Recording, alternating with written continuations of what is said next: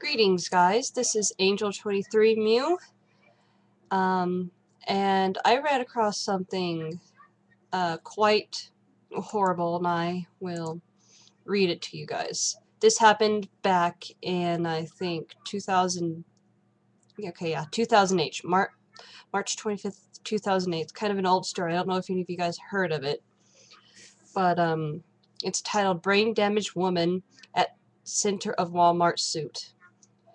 Reads, Debbie Shake breaks down in tears every time she's told that her 18-year-old son Jeremy was killed in Iraq. The 52-year-old mother of three attended her son's funeral, but she continues to ask how he's doing. When her family reminds her that he's dead, she weeps as if hearing the news for the first time. Shank suffered severe brain damage after a traffic accident nearly 8 years ago that robbed her of much of her short-term memory and left her in a wheelchair and living in a nursing home. It was the beginning of a series of battles, both personal and legal, that loomed for Shank and her family. One of her biggest was with Wal Mart's health plan. 8 years ago, Shank was stocking shelves for the retail giant and signed up for Wal Mart's health and benefits plan. Nothing wrong with that there, at least not for me. I mean, everybody wants, health and benefits from wherever they're working. 2 years after the accident, Shank and her husband Jim were awarded about $1 million in a lawsuit against the trucking company involved in the crash. After legal fees were paid, $417,000 was placed in a trust to pay for Debbie Shank's long-term care. Wal Mart had paid out about $470,000 for Shank's medical expenses and later sued for the same amount. However, the court ruled it can only recoup what is left in the family's trust. The Shanks did notice in the fine print of Wal Mart's health plan policy that the company has the right to recoup medical expenses if an employee collects damages in a lawsuit. The family's attorney, I'm not going to say his name, said he informed Wal Mart about the settlement and believed the Shanks were allowed to keep the money. We assumed after 3 years Wal Mart, had made a decision to let Debbie Shank use this money for what it was intended to. The Shanks lost their suit to Wal Mart. Last summer, the couple appealed the ruling, but also lost it. 1 week later, their son was killed in Iraq. They are quite within their rights, but I wonder if they need it that bad, Jim Shank said. In 2007, the retail giant reported net sales in the third quarter of $90 billion. Okay, say that again. $90 billion. Legal or not, CNN asked Wal Mart why the company pursued the money. Wal Mart spokesman, who called Debbie Shank's case unbelievably said, replied in a statement, Wal Mart's plan is bound by specific rules. We wish it could be more flexible in Mrs. Shank's case, since her circumstances are clearly extraordinary. But this is done out of all fairness to all associates who contribute to and benefit from the plan. Okay.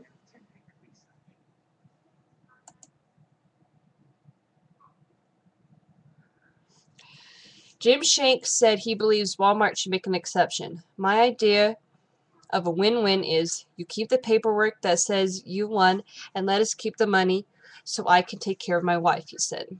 The family's situation situation is so dire that last year Jim Shank divorced Debbie so she could receive more money from Medicaid. I can understand why he did that.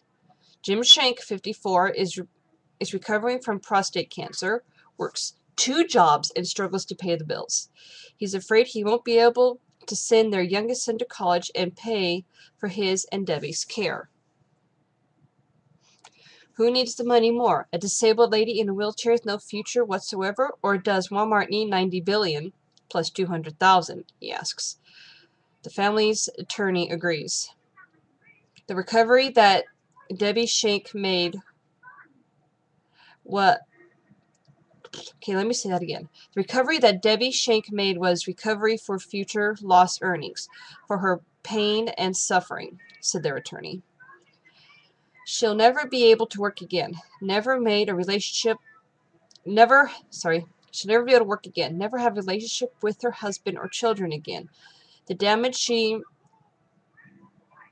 recovered was much more than just medical expenses.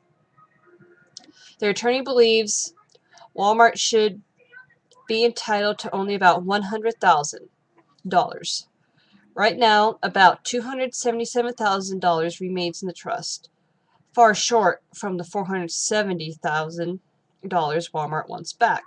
Refusing to give up the fight, the Shanks appealed to the Supreme Court. But just last week, the High Court said it would not hear the case. Graham said the Shanks have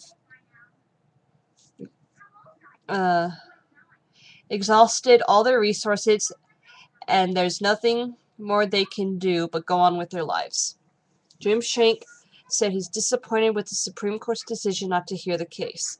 Not for the sake of his family, but for those who might face similar circumstances. For now, he said the family will figure out a way to get by and do the best we can for Debbie. Luckily, she's oblivious to everything, he said. We don't tell her what's going on because it'll just upset her. Okay? Now, I don't know about you guys, but I think that is pretty bad of Walmart. I will admit, I used to work for Walmart in 2002. Shortly after I graduated high school. Basically the only place in the town that I graduated from to work at. They treated their employees pretty badly, but that's another story. I don't think that Walmart needs all of this money. I mean, that year they made $90 billion. Why do they need the 200,000 added on to that? That's just me, though. Guess I don't know. I'd like someone to tell me. Just makes me sad that a corporation like Walmart could go after someone's money.